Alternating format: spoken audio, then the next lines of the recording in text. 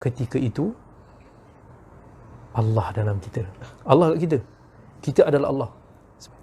Kata mereka is memang nak mengenal diri. Itu cara nak mengenali Tuhan. Awaluddin ma'rifatullah. So agama ni awal-awalnya ma'rifatullah. Macam mana nak kenal Allah? Kena kenali diri sendiri. So daripada mana? Daripada hadis palsu yang kata man arafa nafsahu faqad arafa rabbahu. Siapa yang tahu diri dia, maka dia tahulah Tuhan dia.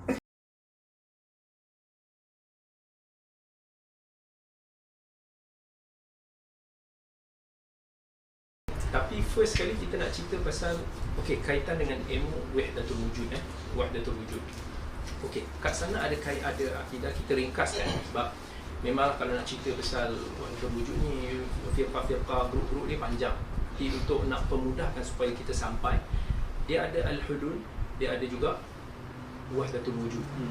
Hulul, wahdatul wujud, dia macam sama, ada sikit perbezaan. Senang cerita adalah hulul ni adalah dua benda yang berbeza bercantum jadi satu. Tapi dia masih kedua-duanya ada lagi dia punya kata ciri, maksudnya masing-masing bercantum. Kalau kata nasi kandar, tak akan jadi nasi kandar kalau tak ada nasi, kalau tak ada kuah apa tu jenis tu. Tapi dia still benda yang berbeza, tapi is package of nasi kandar. Itu hulul. Beza dengan wahdatul wujud, iaitu wahdatul wujud ni semua tu jadi satu lah, tak boleh nak beza lah. Semua adalah benda yang sama. Different benda tapi adalah satu. Yang tadi ni di benda yang lain dia bercantum jadi satu. So perbezaan dia sikit, tapi kedua-duanya sebenarnya membawa maksud cantum. Dia bercantum. Dia akan ada kaitan semua dengan ilmu mengenal diri. Tapi before that, kita nak kenalkan tentang wahdatul wujud secara mudah bagi orang awam boleh faham. So itu. So bila kata pasal hulul jelmaan, dia maksudnya something boleh menjelma dalam sesuatu. Dia nak beritahu is Tuhan boleh jadi dia masuk atau menjelma di dalam mana-mana jasad ataupun jisim. Cumanya dari sudut ni kita kata akidah macam ni wujud pada ekstrim Sufism. Sufism ekstrim yang ada, tapi tak semua Sufism yang ada. Sufism yang ekstrim ni boleh jadi satu prinsip, satu mabda', satu asas dia. Jadi macam mana benda ni? Some dia orang berpandangan bahawa Allah ni ataupun Tuhan ni hanya boleh menjelma pada sesetengah badan saja, terhad. So ini macam kita kata akidah yang hulu ataupun ekstrim Syiah Rafidhah dulu yang hulu kan. So kita pun tahu daripada dia orang ni ada banyak dia punya grup-grup. Antaranya macam Khattabiyah, yang mana kepercayaan dia is Allah tu menjelma dalam Ja'far As-Sadiq. As-Sabaiyah, yang mana Allah tu menjelma dalam Ali bin Abi Talib. Itu antara dia punya pemikiran. Dan pecahan-pecahan macam Duruz, Nusairiyah, ni semua dia ada elemen-elemen akidah hulul dengan wahdatul wujud ni.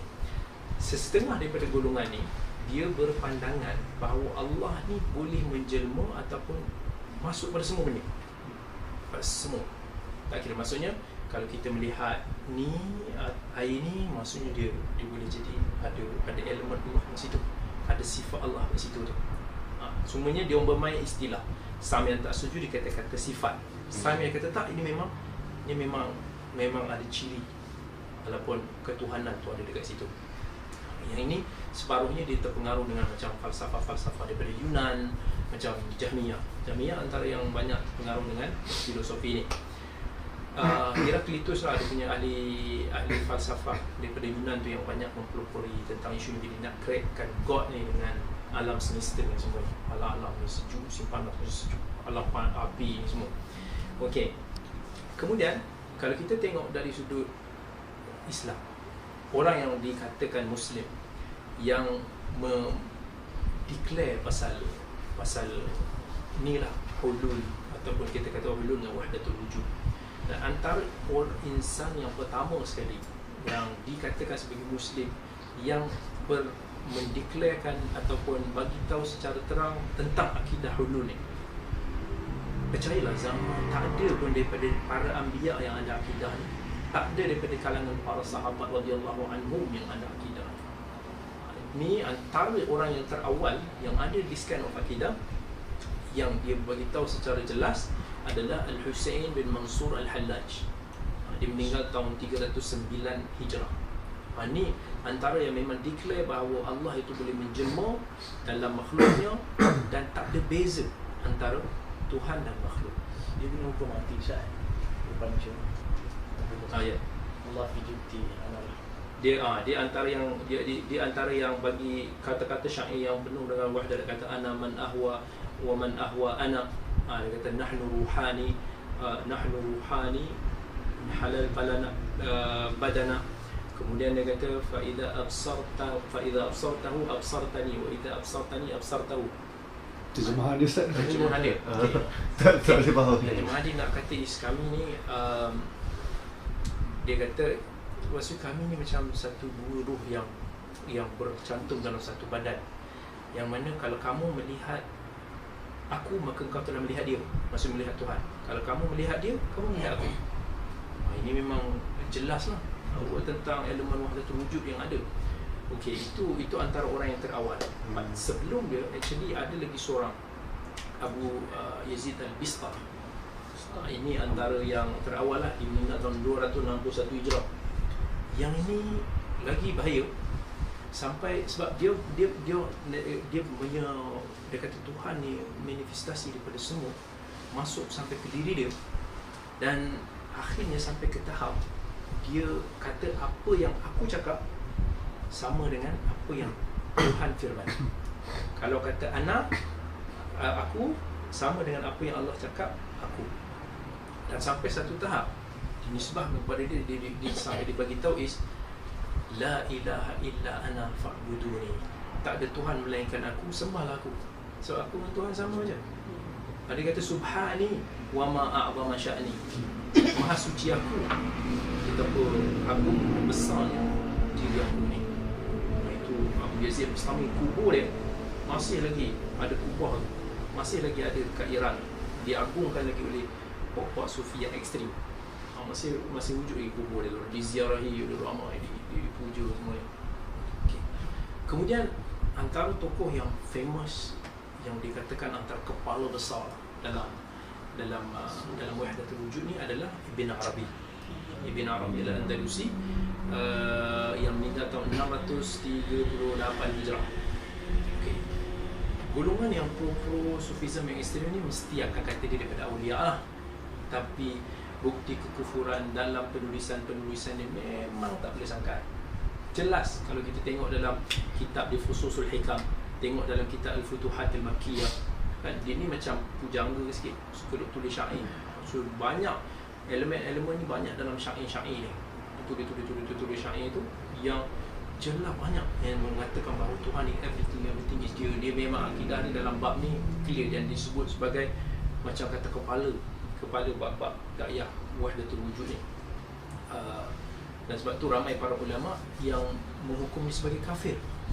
Jelas, dan ada yang memang teruk.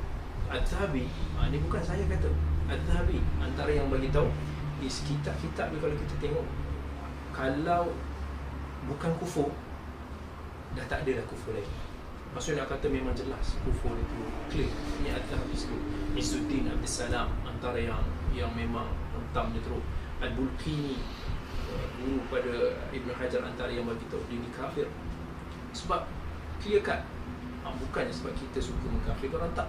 Tapi ini ulama, para ulama yang memang argue dengan dia, memang hidup. Ni kata kalau orang nak kata alasan nak takwil macam-macam akidah Ibn Arabi ni susah. Okay, ini ulama-ulama besar ni antara yang Abu Zur'ah anak kepada Al-Hafidh Al-Iraqi pun antara yang hentam dia. Maksudnya cakap benda ni clear. Pasal apa? Masuk. Saya duduk tepi Ustaz. Sebab dia punya penulisan tu jelas. Sampai kalau kita tengok umpamanya Ibn Arabi ni sebab dia asalnya dia sakit masa dia muda dulu. So Alam sana. So maju dia sebabkan maju. Okay. Jadi Ibn Arabi ni masa dia muda ni dia sakit. Selepas dia sakit ni, masa dia sakit ni dia berubah lah. Dia jadi orang yang meninggalkan dunia, memutuskan hubungan terus dengan dunia sampai dia berguru dengan tokoh-tokoh sufi masa tu 10 tahun dan akhirnya dia jadi satu macam sikit. Bila dia sampai daripada Maghrib, dia sampai ke Makkah, dia jatuh cinta pada seorang anak perempuan kepada Abu Syuja' bin Rustum. Yang ni yang dia tepikat, perempuan ni ditulis syair-syair yang mana syair itu wal'iyadzubillah lah.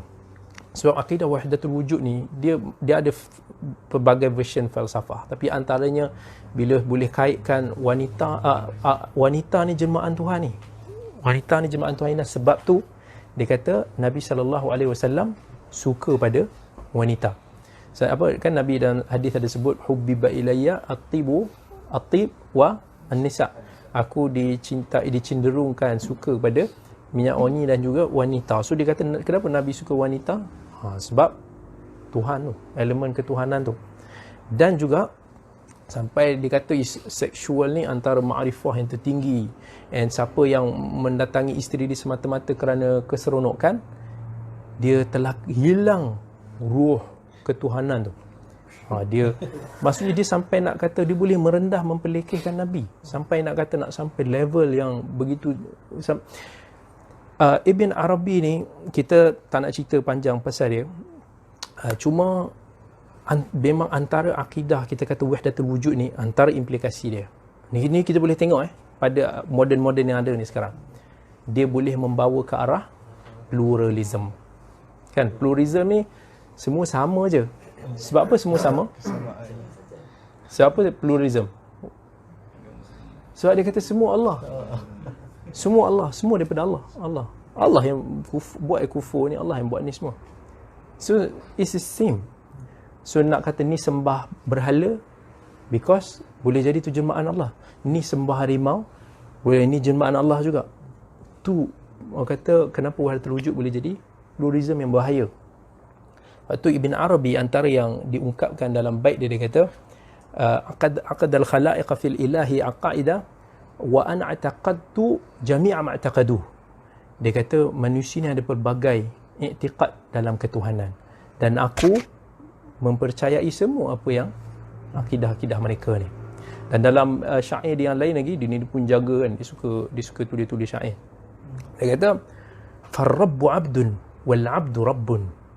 Dia kata Tuhan tu adalah hamba, hamba tu adalah Tuhan.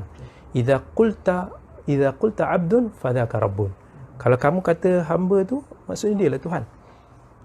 Mana lagi kalam yang tak jelas kufur. Orang-orang yang kata dia aulia ni akan takwil macam-macam, dia akan takwil yang batin punya style. Tapi sebab tu bila dikarang pasal ayat-ayat cinta yang ada tentang karangan wahdatul wujud ni semua, dalam kitab dia Tarjumanil Ashwaq, dan dia dibidas ulama pada zaman sampaikan dia kena buat dia syarah pula dia punya bait-bait syair tu dalam Zakhairul A'laq. Dia buat, tapi still going on. Kalau kita tengok Futuhatul Makkiyah, Fususul Hikam, semua kitab-kitab dia memang teruk lah. Memang teruk. Okey, tutup dulu cerita Ibn Arabi. Antara lagi tokoh yang quite famous juga Ibnul Farid. Ibn Farid Umar bin Ali Al-Hamawi. Dia seorang yang tokoh dalam bab wahdatul wujud meninggal tahun 632 Hijrah. Dia ni dahsyat sebab dia antara yang juga wahdatul wujud yang menuju ke arah pluralism. Macam mana kita nak campurkan, cuba bayangkan macam mana kita nak campurkan malam, kita nak kata siang tu malam, malam tu siang. Macam mana kita nak kata hak tu batil, batil tu hak. Macam mana kita nak kata ni sejuk tapi panas. Dia nak buat macam tu lah. So, dia kata semua ni daripada Allah, jelmaan Allah, everything is Allah. Dia sendiri mengaku dia adalah jelmaan Tuhan. Sampai dah ke tahap tu.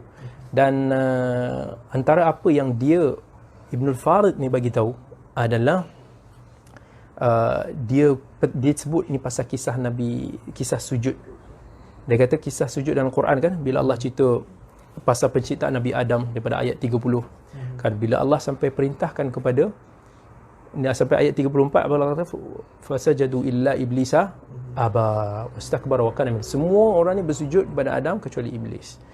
So malaikat semua sujud. Jadi dia kata malaikat sebenarnya dia tak sujud pada makhluk. Sebab khilaf pula kat situ. Ada yang kata malaikat ni sifat Allah je, dia bukan makhluk. Tengoklah dia punya, ni yang kata falsafah yang mengarut ni. Sampai kepada sujud pada Adam kerana apa? So Adam itu adalah jelmaan Tuhan. Macam mana nak faham? Saat lagi kita pergi. Tapi apa pun kalau kita nak tengok akidah diorang ni, macam sampai ke tahap kita tak akan sempurna iman dan ibadah kita unless kita dah ada rasa aku tu dalam diri. Itulah yang nak, itu yang kadang-kadang orang yang kata khusyuk nak ke mana tu? Khusyuk tu nak ke mana? Itu je kita nak fikir. Sebab akidah ni, wahdatul wujud ni memang dahsyat. Ibn Taymiyah rahimahullah pun sebut wahdatul wujud ni kufur dia lebih dahsyat daripada kekufuran Yahudi dan Nasrani. Lebih dahsyat. Sebab dia lebih ke arah bayang Tuhan ni semua benda, alam ni semua ni semua Tuhan. Macam mana saya kata is sebelum masuk kepada tu, dia ada satu level lagi yang dipanggil sebagai wahdatul syuhud. Wahdatul syuhud ni yang diorang ni bagi tahu sebagai ni dah masuk ke makrifat yang dikata alam musyahadah ni. Maksudnya asas pada peringkat dia belum sampai ke tahap wahdatul wujud. Dia baru sampai ke tahap macam kalau kita panggil dia ihsan.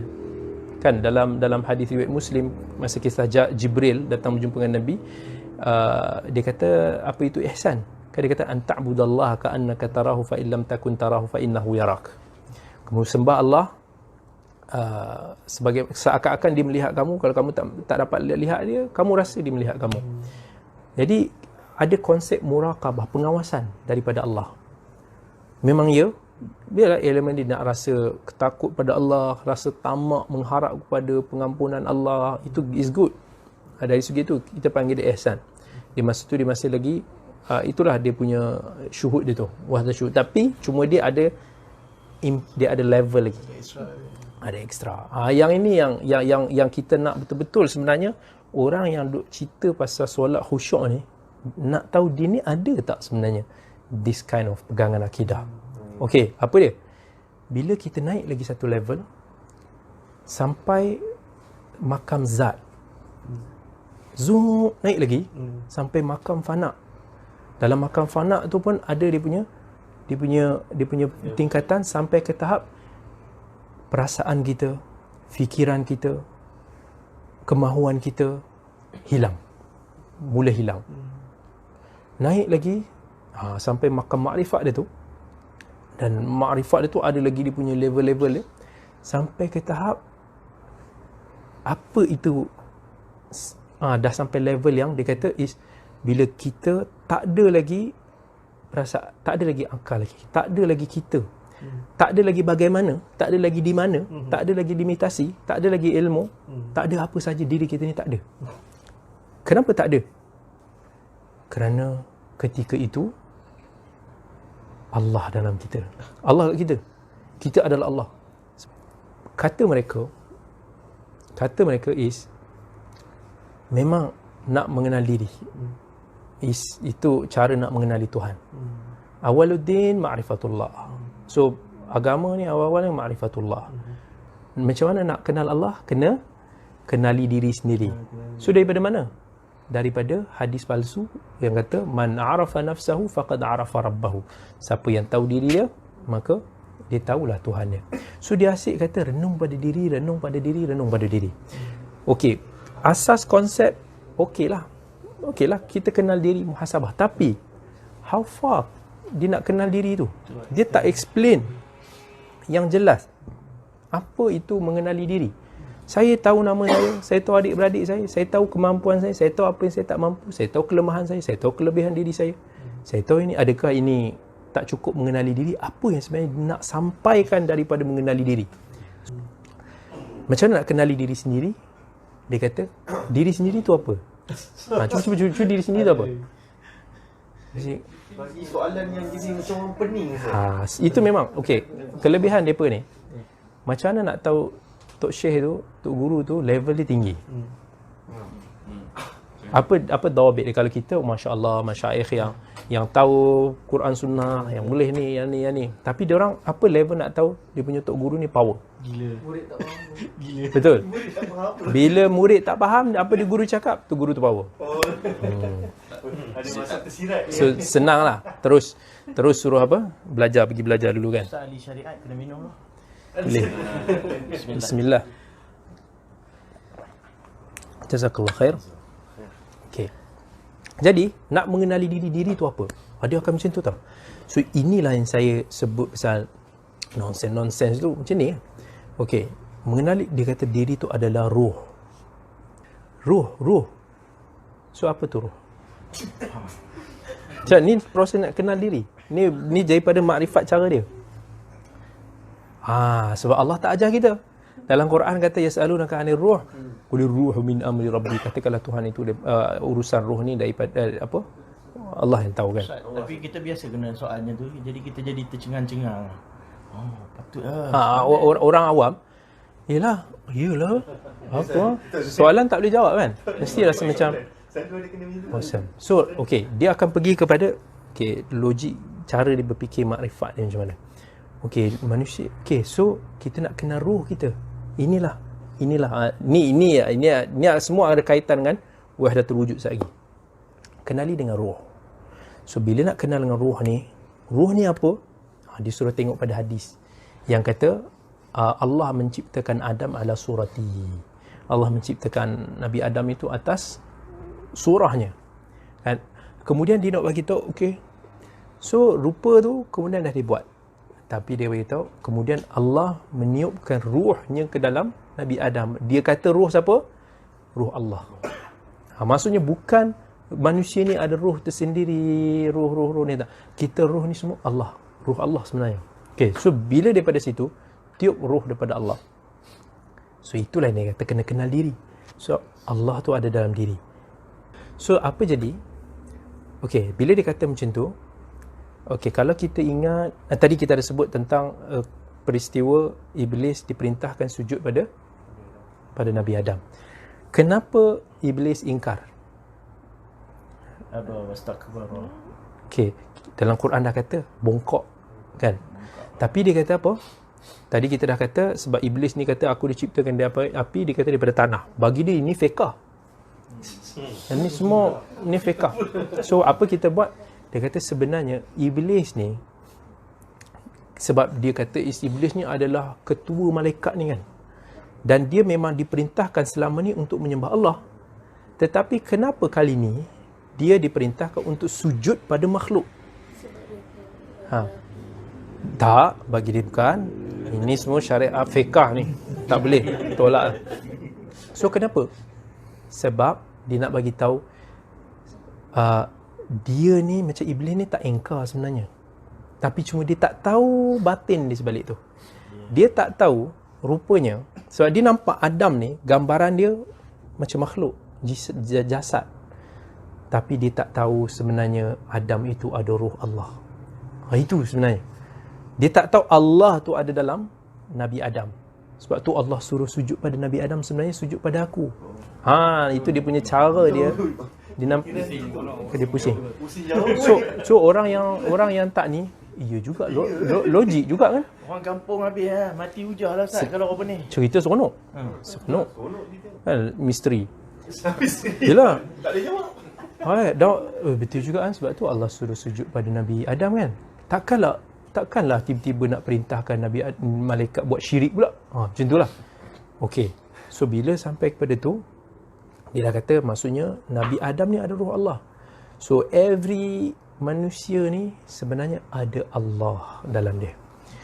Bagi dia Allah tu banyak kan, bila dalam manusia tu banyak ada Allah. Okey, dia macam bukanlah dia falsafah dia macam ni. Dia bukan ni dan bukan macam tu. Dia macam okey. Manusia ni jelmaan Tuhan, tapi dia bukanlah totally Allah. Nampak tak? Contohnya tangan ini bukan tangan kita, tapi dia juga bukan tangan-tangan kita.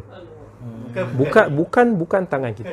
Bunyi falsafah. Bunyi falsafah. So orang macam akan fikir sampai dia kata bila wahyu pertama diturun apa? Iqra kan? Iqra. Jauh tapi dekat. Iqra apa maksud dia? Oh, bukan. Dia kata bukan. Sebenarnya Iqra tu macam iqrar.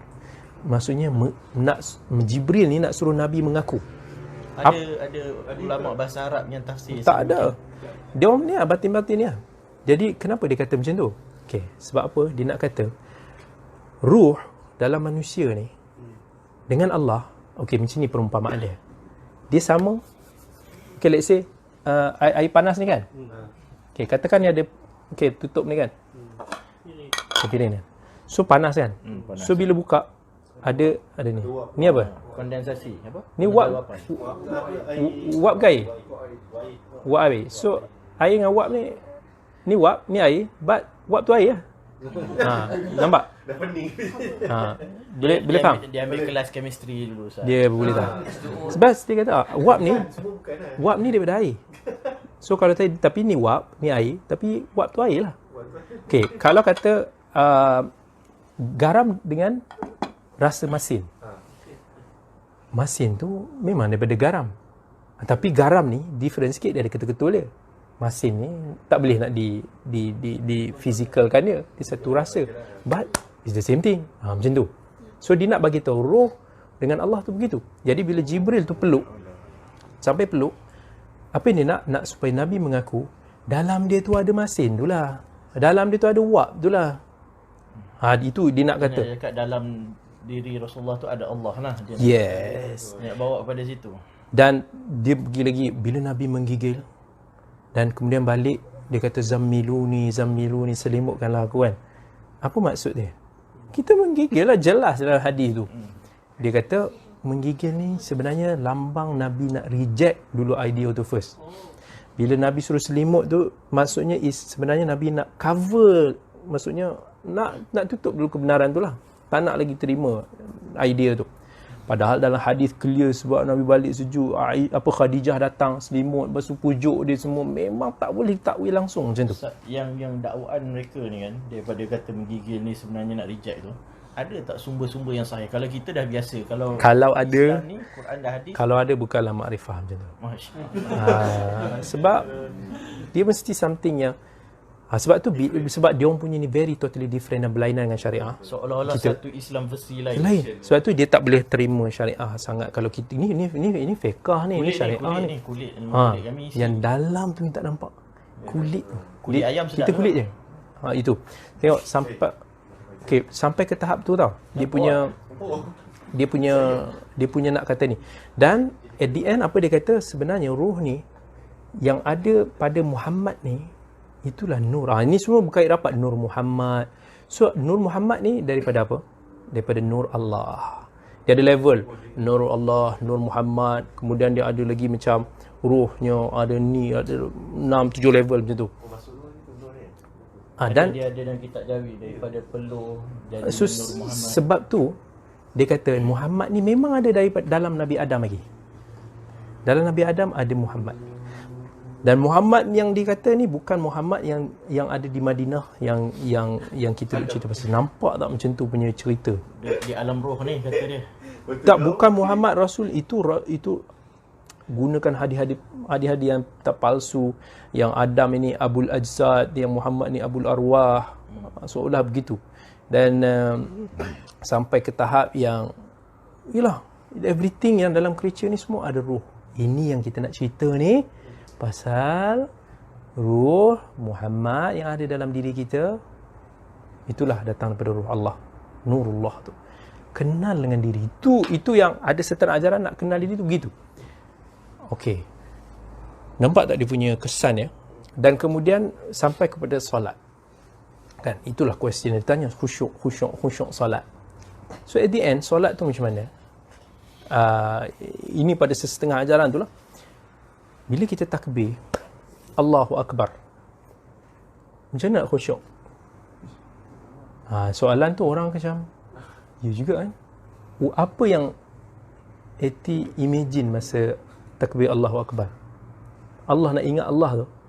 Nak ingat Allah tu, nak ingat apa? Kalau nak ingat Abu Muaz, bolehlah ingat dia ni rupa dia handsome, dia ni ada janggut, dia ni ini. Boleh. Tapi nak ingat Allah ni macam mana? Dia minta kita menggambarkan Allah tu. So itu akan mendatangkan kekhusyukan dalam hati. Okay, so kita kata Allahu Akbar. Allah Maha Besar. Faham tak maksud besar tu? Faham tak apa yang kita nak kata Allahu Akbar? Besar tu besar setara mana? Ya Allah, kita rasa bodoh tu bila sembang dengan demo ni. Rasa demo ni pandai no bunyi kita tak dia pun rasa kita yang tak cerdik. Sebab itu dia suruh kita belajar dulu ilmu makrifat. Besar yang dia nak bagi tahu ni senang cerita. Okey, apa benda yang besar? Ada benda kecil tak? Sebagai contoh okeylah, cawan ni lah. Ataupun apa yang kecil boleh bagi? Duit 50 meh. Tu. Pelak tu pun okey. Okey, ni kecil, ni besar. Besar ini nak kata untuk dalam solat nak sampai khusyuk tu, apa yang nak erti Allahu Akbar, mestilah besar ini boleh menutupi yang kecil ini sampai tak nampak dah. Tapi kalau macam ni, masih lagi tak betul tu. Rukun qalbi dah. Qalbi dia tu ada berapa rukun tu? Niat-niat dia tu. Okey. So bila tutup gini, apa jadi? Tak adalah. Yang ni tak ada dah. Khalas. Yang nampak yang ni je. So kalau masa kita solat tu, kita masih lagi nampak kita solat, kita masih nampak kita takbir, kita sujud, kita belum solat lah tu. Maksudnya belumlah khusyuk tu. Tak samalah.